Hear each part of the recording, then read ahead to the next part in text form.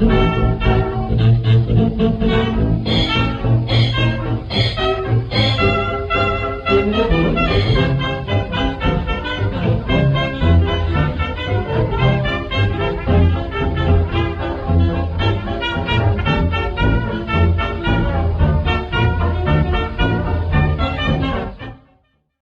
YouTube, this intro here, you'll probably see it again.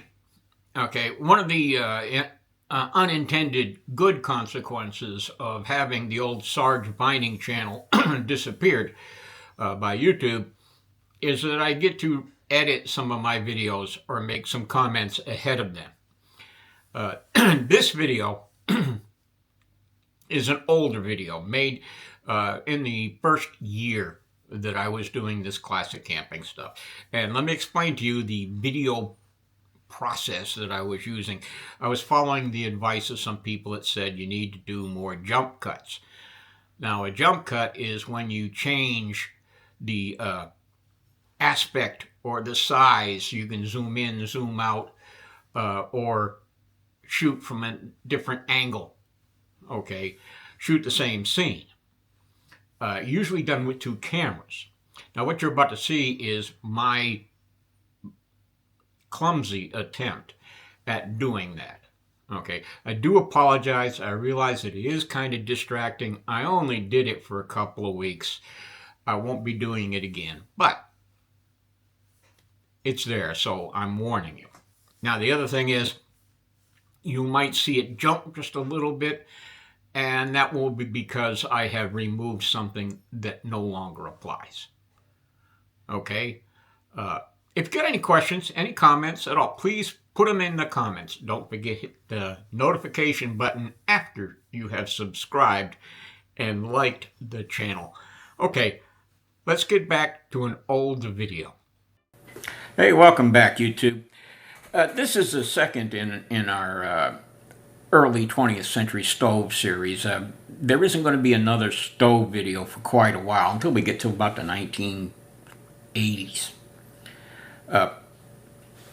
The development of the stove that started in 1892 and pretty much remained the same until about 1930. Okay, and what I'm showing to represent that is the stove that appears at the end of this video. But other than that, there wasn't much going on with stoves. No big earth-shattering changes. So we're going to talk about fuels. Here we go. Okay, so we know from the first video that the first backpacking / camping stoves that were used were alcohol stoves. Alcohol is an easy fuel. You don't have to go looking for it. You don't have to drill for it or dig for it or anything like that. You make it. You make it out of plants. So it's a very easy fuel to use, easy fuel to get. There are two problems with alcohol, though. Number one is the heat output to weight ratio is very low when compared to other fuels. In other words, if you use, for instance, butane, it might take you 4 minutes to boil a quart of water. Boiling the same quantity of water with an open flame alcohol stove may take you 6 to 8 minutes. Now, what this means is your fuel is less efficient, therefore you have to carry more of it. Okay? The other thing with alcohol is that it is a very explosive fuel. And by that means it's easy to ignite. The vapors that come off of alcohol simply through the process of evaporation are flammable right from the start. Alcohol vapor is flammable at room temperature. So if you carry a large quantity and you get a hole in your bucket, or you knock it over near the campfire or something like that, it's going to go up. It's going to go up fast. It's going to be spectacular.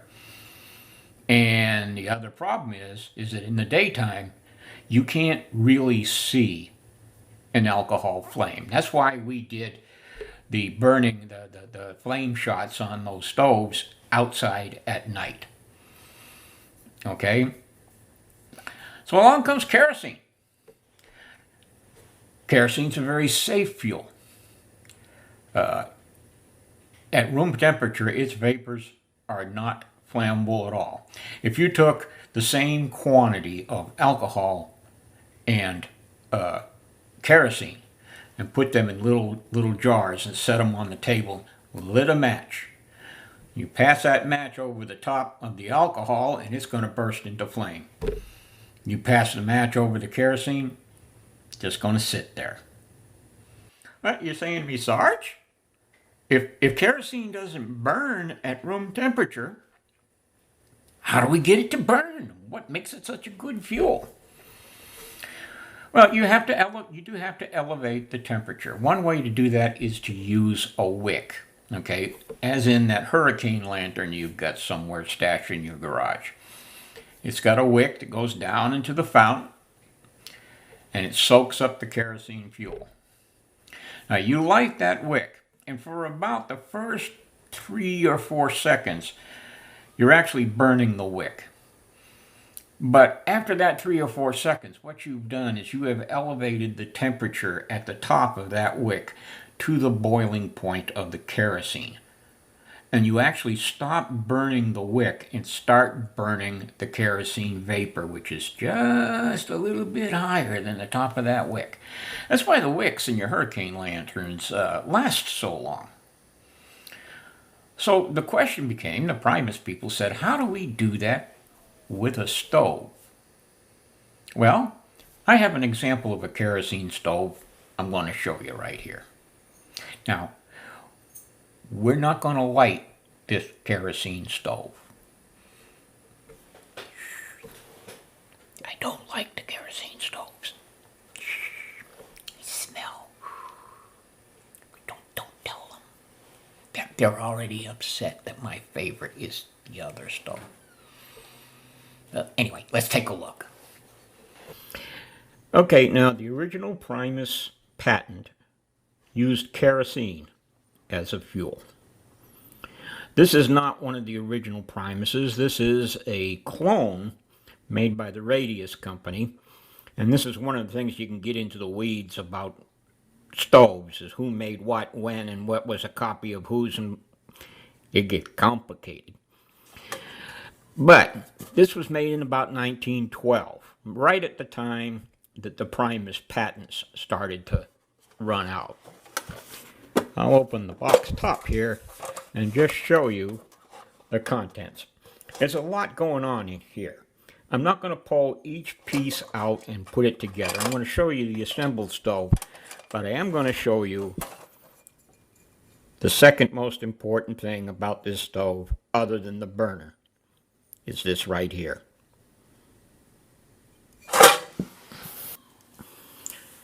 Okay, so here is the fully assembled stove. Okay, you can see it's pretty big. This my hand is laying on the ground here, and you can see it's still taller than my thumb upright.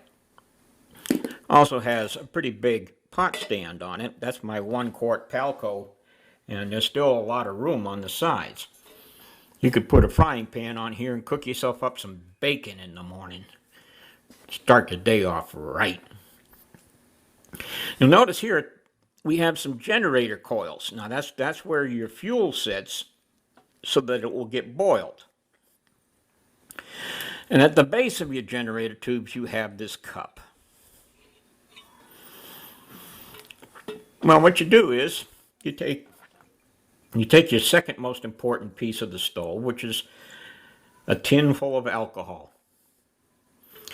And you pour enough alcohol in there to fill that cup, and then you light it. Then you wait for that alcohol to go out. Because by the time it's gone out, these generator tubes here have gotten hot enough to boil the fuel. Take this pump, give it a couple of good pumps, force fuel up and into the generator tubes. It will heat, and then you light it at the top.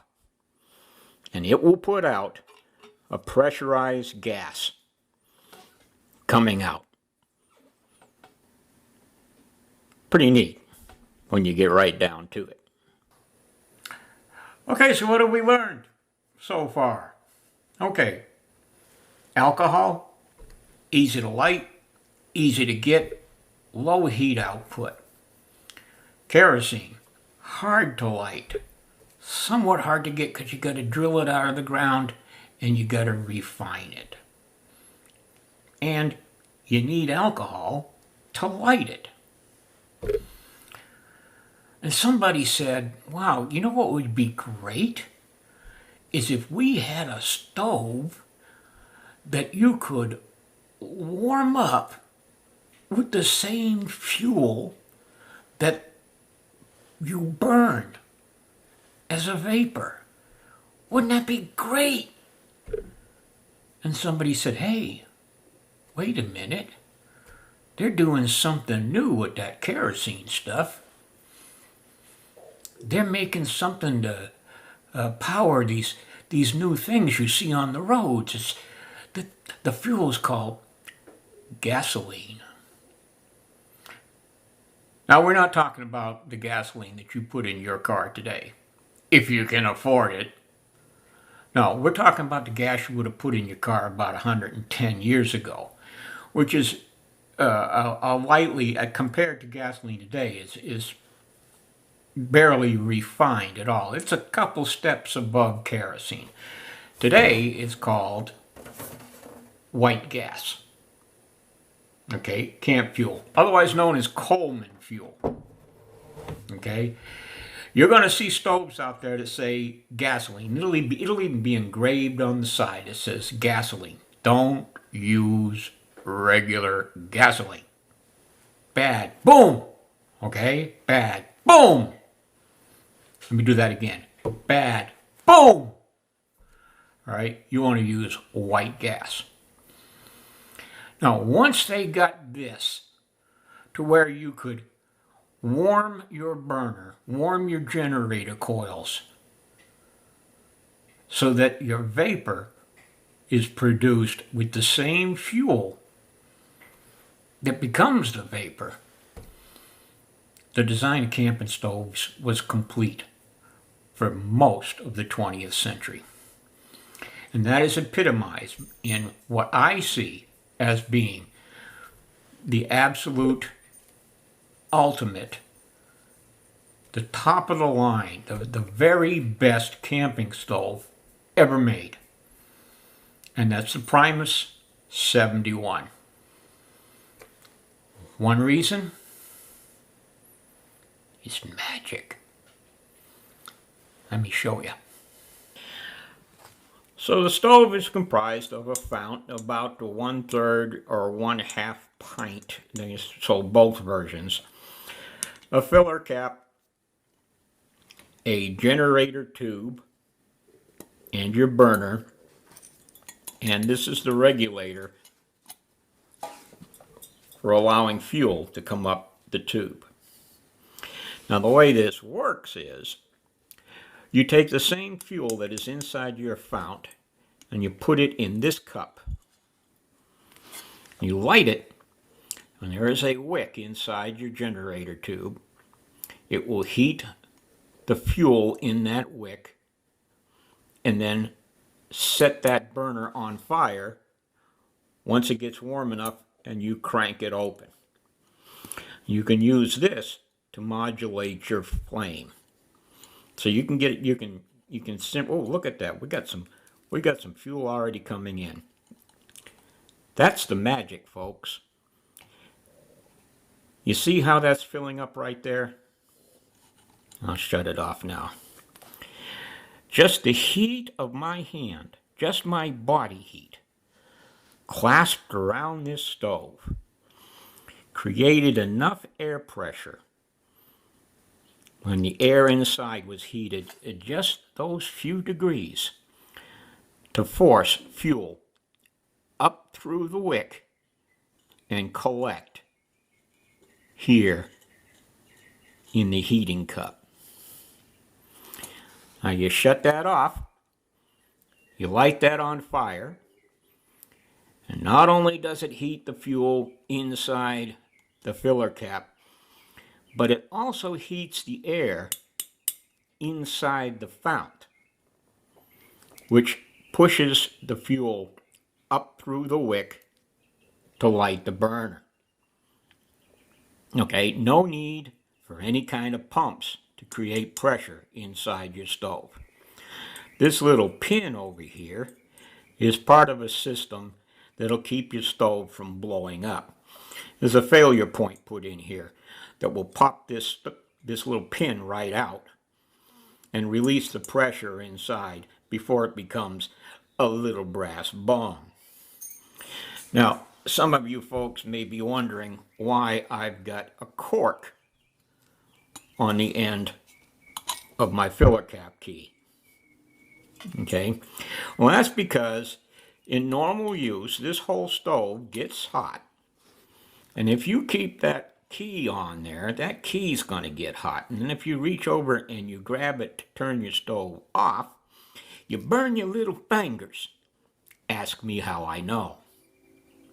One way around that is to put that piece of cork in there. That way, if you forget to pull your key off, you're not going to burn your little fingers. We'll take this out and light it as soon as the wind goes down. Okay, we're going to see if we can make the magic happen. I'm going to lay my hands upon the stove. Give it about 30 seconds or so. Now I took this out of the windscreen just so you could see the stove better. I hope the wind in the backyard here cooperates. Okay, let's see how we did here. And crank this puppy open and see if we can get the magic.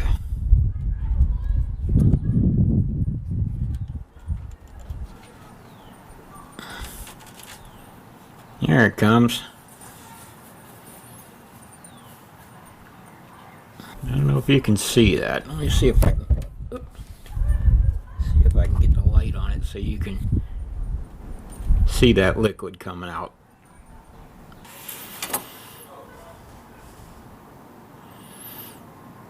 We're about half filled now.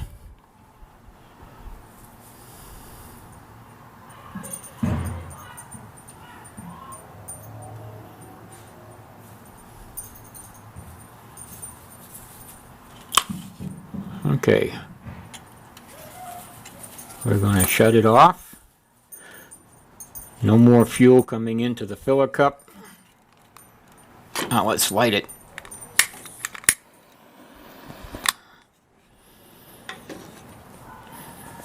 Okay, so what we're doing here now is we're heating the wick and the liquid inside of it. We're also heating the air inside the stove. And we're going to let that burn like that. I know some people are scared already, but that's okay. It's just a little bit of wind whipping it up. It works a lot better when it's inside the pot stand. Okay.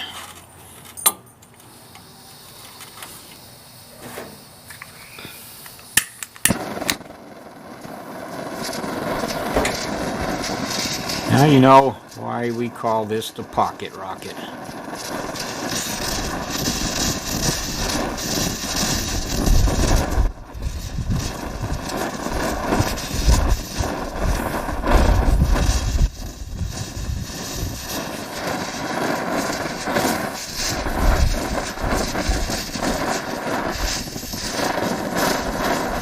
And a little bit of wind, it'll settle down here in a second.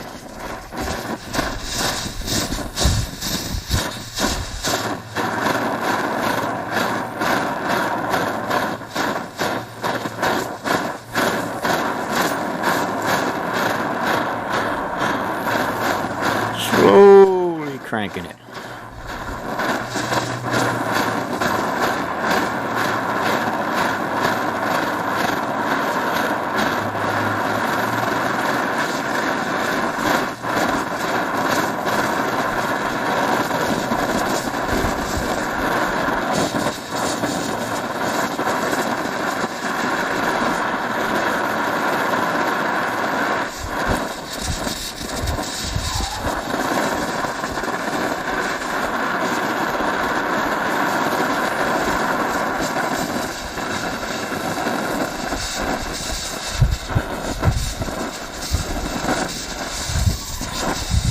Okay, we're going to put it out now.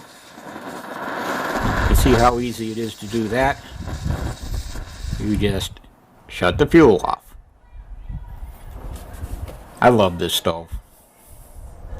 Okay, there you go. Alcohol were the first backpacking stoves. They stayed kerosene stoves for between 1892 and roughly 1930 when they started using white gas. And for about the next 50 years, the development of stoves stayed that way, as epitomized by the Primus 71, which is basically, again, still in use as the Svea 123.